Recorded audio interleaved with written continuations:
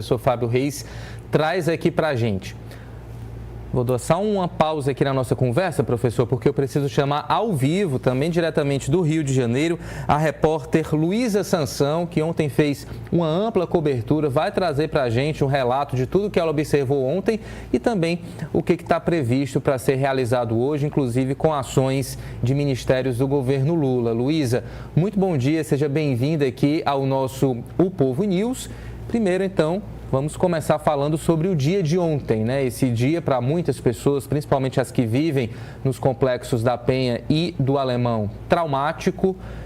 A cena ali dos corpos enfileirados, chocando todo o mundo. O que mais que você observou? O que você poderia compartilhar com a gente a partir das conversas, dos diálogos e da apuração que você realizou ontem aí no Rio de Janeiro? Muito bom dia, seja bem-vinda. Bom dia, Ítalo, obrigada. Olha, foi muito interessante, você falou agora uma coisa que foi o start para eu começar a falar com você. Você disse as pessoas que vivem a... Acho que tivemos só um probleminha aí na conexão com a Luísa, a gente vai aguardar restabelecer o contato. Antes disso, vou trazer mais uma parcial aqui da nossa enquete. Você avalia que o presidente Lula deveria decretar GLO no Rio de Janeiro? 72% dizem que sim, 19% afirmam que não, 9% não sabem. Manda um alô também aqui para quem acompanha o Povo News, Rayando Félix, o Adailson, aqui no TikTok também muita gente, o Adiel, o Clébio, o Carlos Eduardo. Luiz, agora sim, pode continuar. Desculpa, Ítalo, olha, para você ver, foi exatamente fonte ligando. A coisa está realmente o tempo todo fervilhando, então desculpa, caiu por conta disso. Bom, você falou que as pessoas que vivem, e aí você falou de uma forma que deu uma pausa. Por que eu estou pegando isso que você falou? Porque eu acabei de conversar com uma pessoa, né, a Mônica Cirne. A Mônica tem há 20 anos o Instituto Movimento e Vida, que ela atende pessoas no Alemão e na Penha. É um trabalho muito bonito, ela é fisioterapeuta, é um trabalho muito bonito e muito difícil. E ela acabou de dizer para mim a seguinte frase, por isso que ela falou: Luísa, hoje está todo mundo reconhecendo o corpo, é isso tudo que você já sabe, porque estamos em 121, né? A coisa está muito triste, mas ela falou: eu queria dizer agora sobre quem vive, porque essas pessoas que já foram, agora a gente lida com o que fica. E são muitas coisas que as pessoas não observam. Por exemplo, em 20 anos de Instituto Movimento e Vida, né, eu nunca recebi, por exemplo, um contingente tão grande de pessoas com AVC logo depois que começou o, o- a barbárie toda. Ou seja, a gente está falando de pessoas que, quando não são atingidas diretamente, quando não é porque foram atingidas por tiros, né? São pessoas que têm uma série. As fontes tentando aí se comunicar com a Luísa. Mas é isso, nessa palavra forte, a morte, né, ali constatada daquelas pessoas, ela vai reverberando, né? Ela vai criando efeitos colaterais. A Luísa falou agora de pessoas que estão tendo AVC, né? O que é totalmente entendível, né? Você está ali na sua casa, de repente começa tudo a explodir, tiro para todo lado, pessoas mortas ali na calçada da sua casa. Isso cria, claro, um impacto na saúde, né? Na estabilidade das pessoas. A gente fala aqui de AVC, mas enfim, traumas emocionais, né? Questões aí psicológicas que com certeza vão perdurar por muito tempo, ou seja, essa mega operação, essa tragédia não se encerrou ontem, né? Ela continua a ter efeitos aí prolongados por muito tempo. Luísa, pode completar a sua colocação. Exatamente, aconteceu de novo, Ítalo. Fontes ligando. Bom, eu observei, né, que tem um elemento também que a gente pode dizer, que eu quero trazer um pouco do que vocês não estão vendo, né? É o contrário. Em vez de tudo isso que é o tempo todo falando, eu queria fazer um outro relato que eu também acho que é fundamental aqui, que é do cansaço que a gente observa nas pessoas. Porque é um misto de muita dor, de muita revolta, mas é também de cansaço, Ítalo. Porque as pessoas que vivem, né, nesses territórios lidam com isso o tempo todo, né? Então é como assim a pessoa está lidando com a mira das armas de fogo no momento que ela sai para trabalhar, no momento que leva o filho na escola, no momento que vai ao supermercado, né? Então as aulas são suspensas com muita frequência, né, nos territórios que vivem em conflitos, né? Então, assim, a gente não está falando, não é possível continuar admitindo que uma parcela tão grande de pessoas viva cotidianamente dessa maneira. Então, quando a gente fala, por exemplo, de uma mega operação que chama atenção realmente pela dimensão maior do que costuma acontecer, né? A gente também está falando de um processo que é constante, porque a gente está falando do que se chama uma falácia da guerra às drogas, né? Não existem guerras contra coisas, né? Guerras são contra pessoas. E a gente sabe quem está morrendo nessa guerra. São sempre as mesmas pessoas, né? Então, a gente está falando de pessoas que todos os dias, por exemplo, tem que lidar.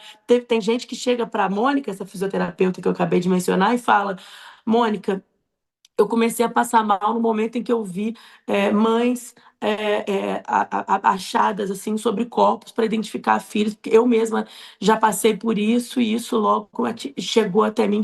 Então, assim, pessoas que gatilhos imensos, porque já viveram. São muitas mães que perderam seus filhos, né?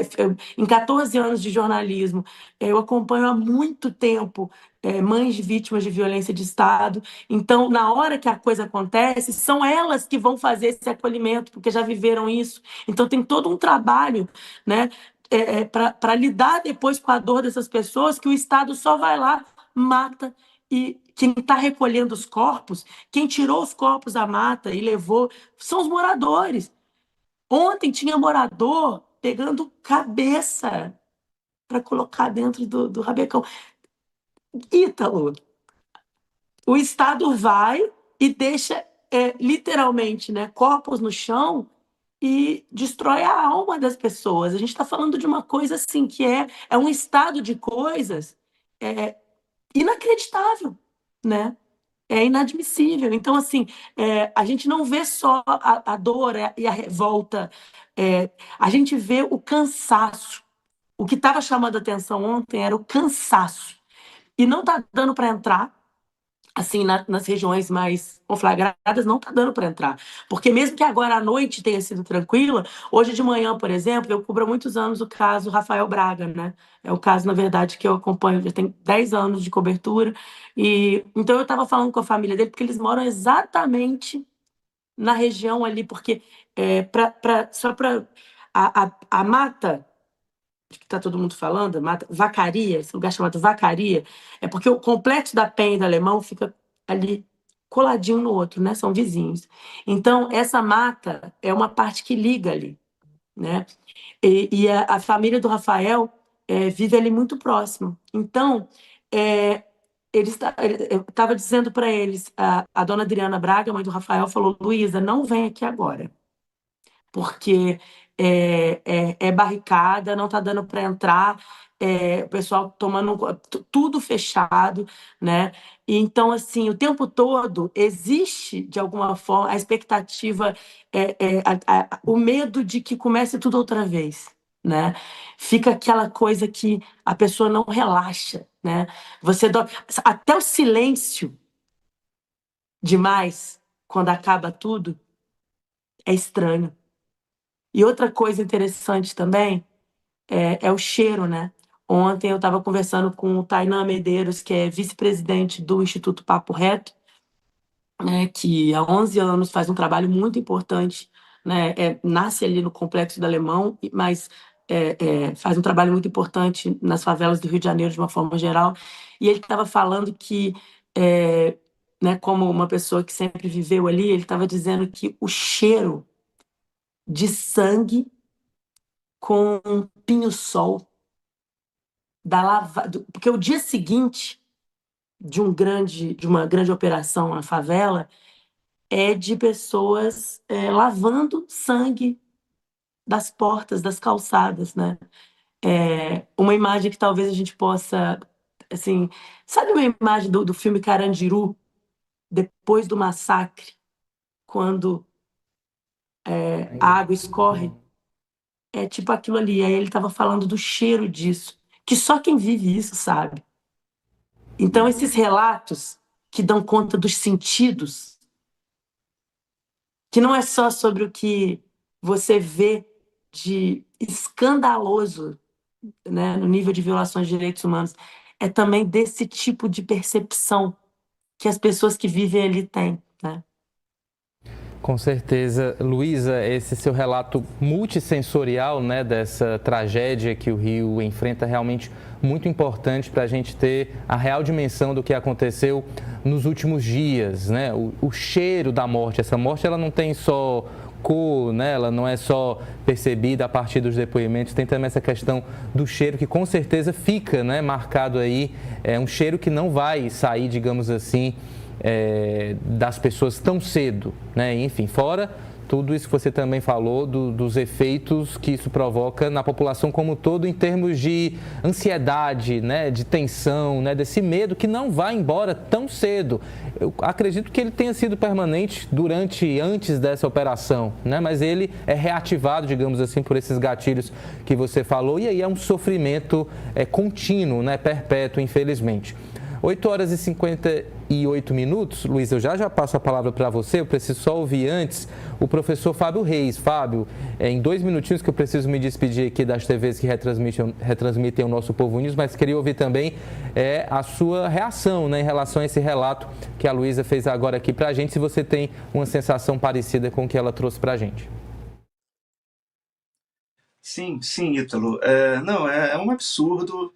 O relato dela é importantíssimo, um relato eminentemente jornalístico dos fatos reais que ocorreram lá. Mas eu queria colocar um parênteses aqui de algo que vem ocorrendo de ontem para hoje, que é uma espécie de intimidação por parte de agentes do Estado, principalmente o secretário de Polícia Civil, que postou um vídeo nas redes sociais institucional da Polícia Civil, colocando uma coisa assim do nós contra eles. Ou você está do nosso lado, ou você é um inimigo.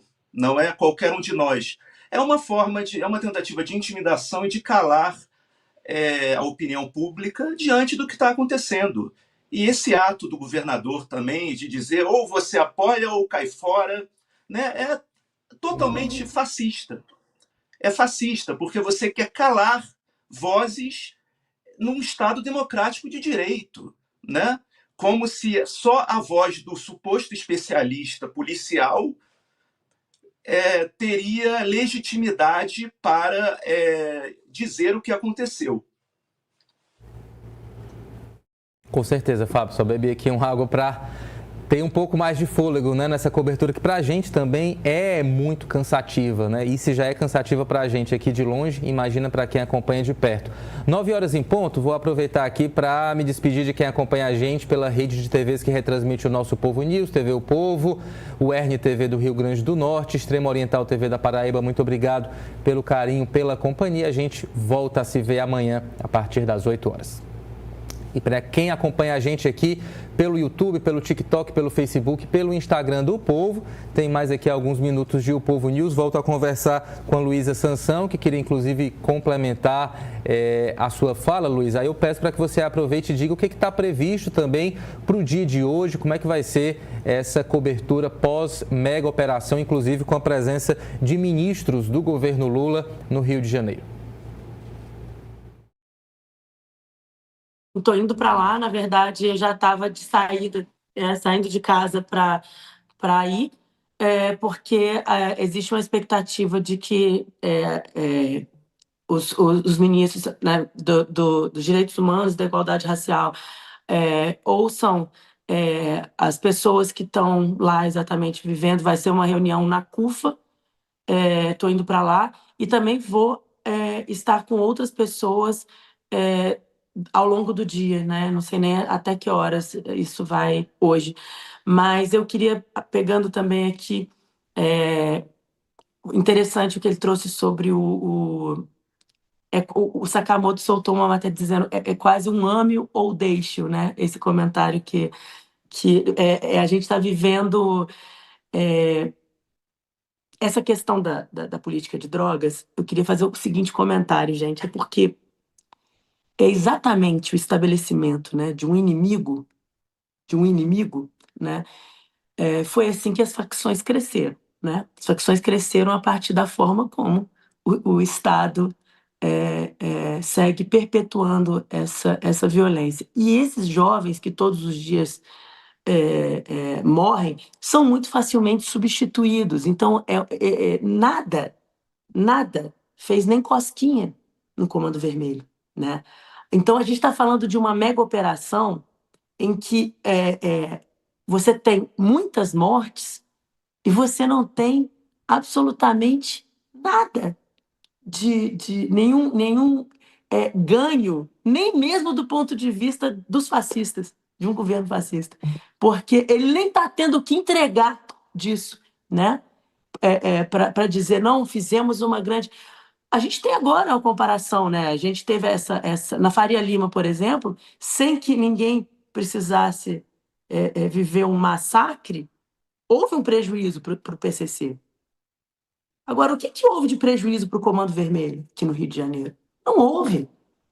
Esses corpos todos, uma vez enterrados, agora já são substituíveis, porque é assim que funciona.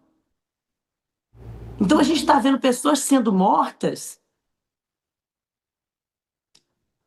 para o cara usar politicamente um discurso bolsonarista de bandido bom e bandido morto, e de que se era bandido não tem problema matar, porque é isso, são vidas que valem menos, e como se todo mundo fosse bandido, porque é isso. Ontem, quando eu estava voltando da Cobertura, cheguei de madrugada de lá, eu estava ouvindo gente falando que todo mundo que morreu era bandido, porque é isso que eles querem que pense.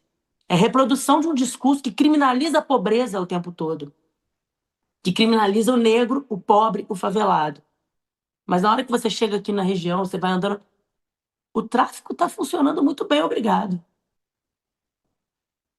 É enxugar gelo.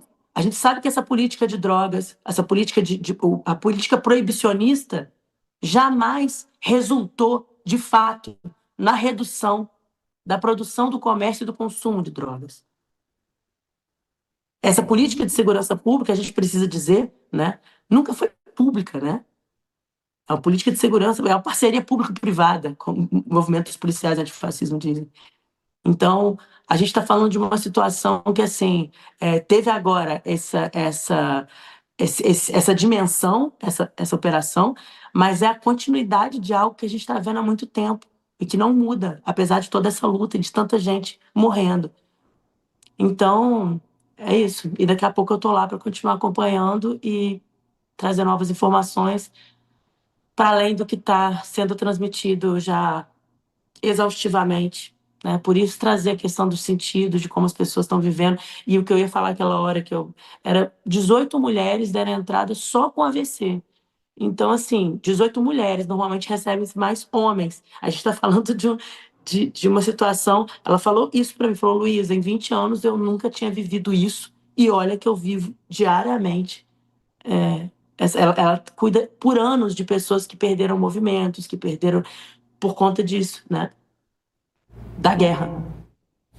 É isso, é guerra no Rio de Janeiro e a Luísa Sansão vai continuar trazendo o olhar dela sobre essa guerra para além dos fatos, para além do visível aqui no nosso Povo News, hoje e amanhã, sexta-feira. Então, ao longo do dia, a gente vai contar com outras participações da Luísa, boletins que você pode conferir, imagens também aqui no nosso canal no YouTube. Luísa, muitíssimo obrigado, bom trabalho, boa sorte, proteção também, porque a gente sabe que é importante nesse momento de muita tensão aí no Rio de Janeiro. Forte abraço.